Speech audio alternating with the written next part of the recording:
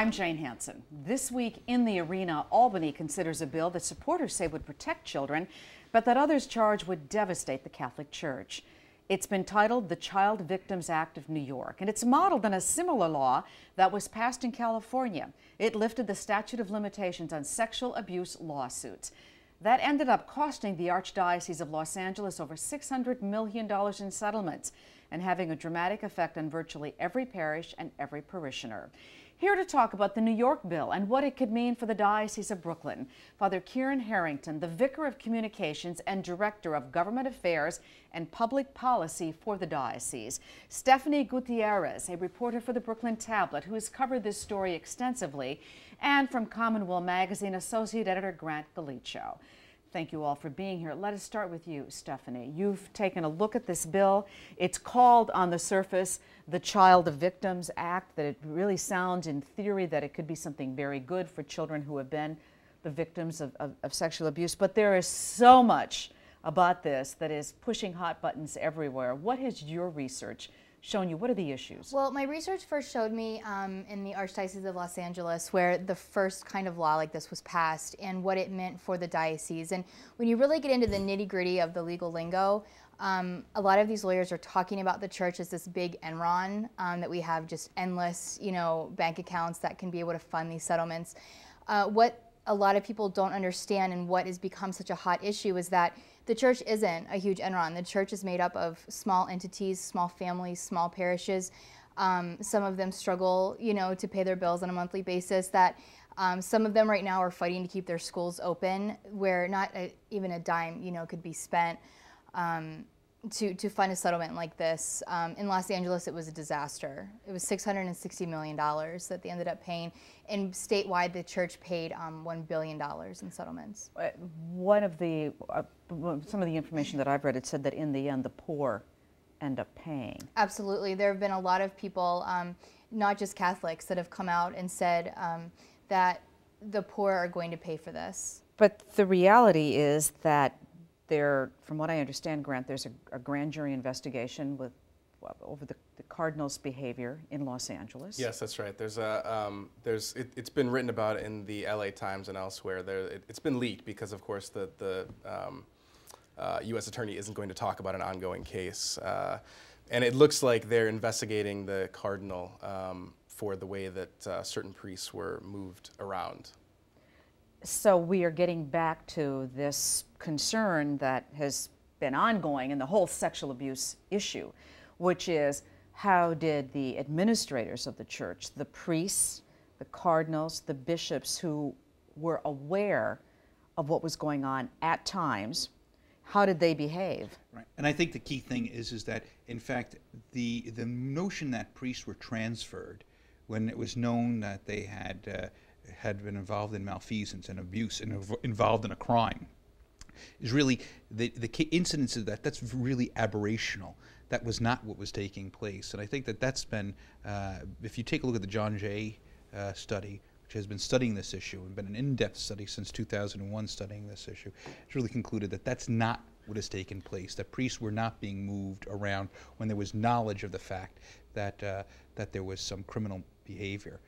But what about from what was going on in Boston? I mean, it's an aberration. I'm not saying that it didn't happen. I'm saying that it was aberrational. That this was not the way business was done. These were aberrational instances, and of course, the aberration becomes then the poster boy for the entire issue. I mean, the question for us, from our perspective, I think, with the Marge-Markey bill, is that basically the Marge-Markey bill is unfair, and it doesn't do anything to protect children. Why is it unfair? It's unfair because it creates two classes of victims: those who are abused in public institutions, those who are abused in private institutions. Those who are abused in private institutions can seek redress because there's an opening of a window, one-year window, for them to seek redress for their grievance. Those who are abused in public institutions, because of the way the law is set up, they're unable to seek any redress for any activity. So basically it comes down to this: a fourth grader who's abused in the public school, that fourth grader has 90 days from the time of abuse to seek redress. Someone who's abused in a Catholic institution has 5 years from their 18th birthday. great inequity. That's the first thing. But that's not even what's most troubling about this bill. What's most troubling about this bill is it does not one single thing to protect children. The bill is not designed to protect children. And that's what we have a great problem with. Since 2001, since the Catholic Church has gone through this experience, this horrific experience, and a really purification, kind of looking inward, what has the Church done? One, it's set up programs to ensure that every single adult who's in a volunteer position goes through a background check. Every single adult who's in a position of volunteering or leadership paid has to ensure that they go through some sort of training. Every single child who's in the custody of a Catholic institution has to go through some child lures, some program training to ensure that they're safe. So the question is if we're looking to protect children, then let's protect children. What this bill is really a bonanza for lawyers, trial lawyers particularly.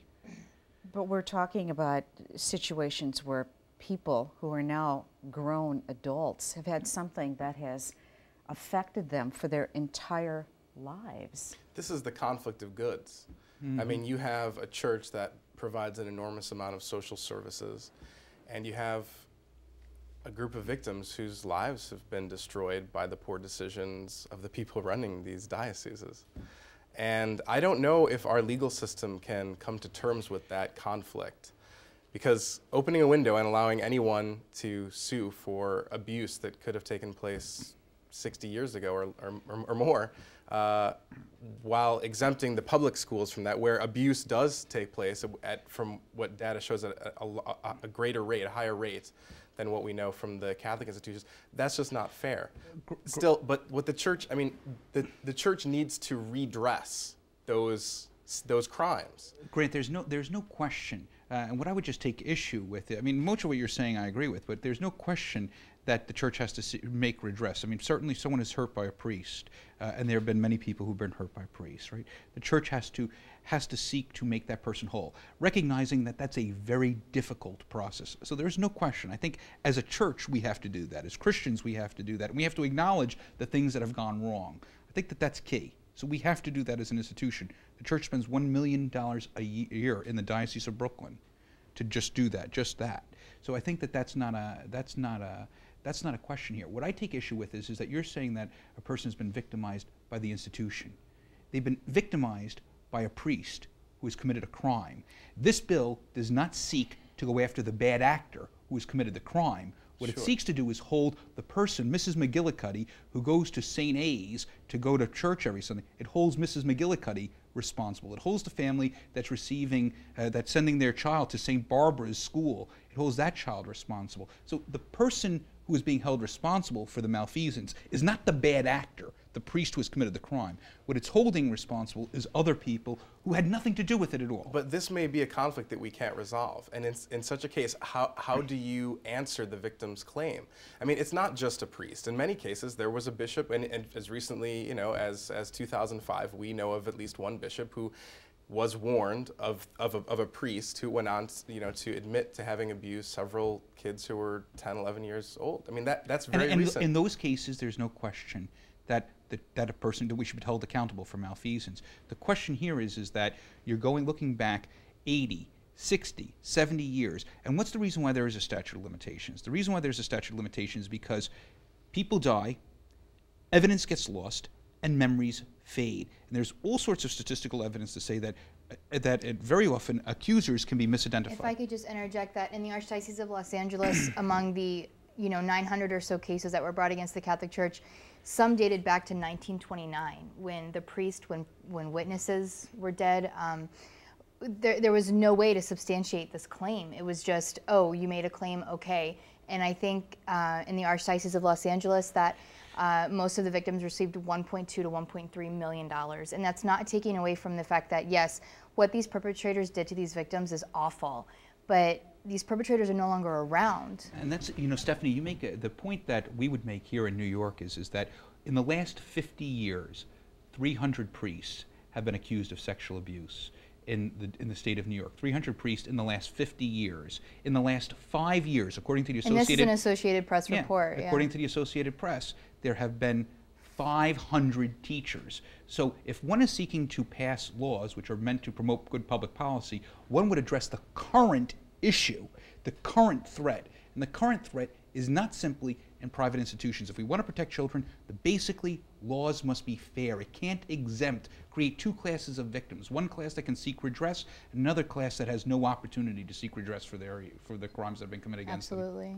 Stefanie, we are going to take a break, but I'd like a final thought from you as you took a look at both sides of this issue and where it stands. Well, when I looked at both sides of the issue, I wanted to be fair, I wanted to be objective, and in my final conclusion at the end of my report was that, you know, while Margaret Markey, you know, may have her reasons for supporting this legislation, it's bad law to put this through where, you know, we're not taking away that these victims didn't suffer, but let's include everyone. Like, if we're here to help children, let's help every child, not just ones that are in private institutions. Let's help every child. All right, Stefanie, thank you so much for being with us. Grant, we'll see you in the last segment of this program. We're going to take a break.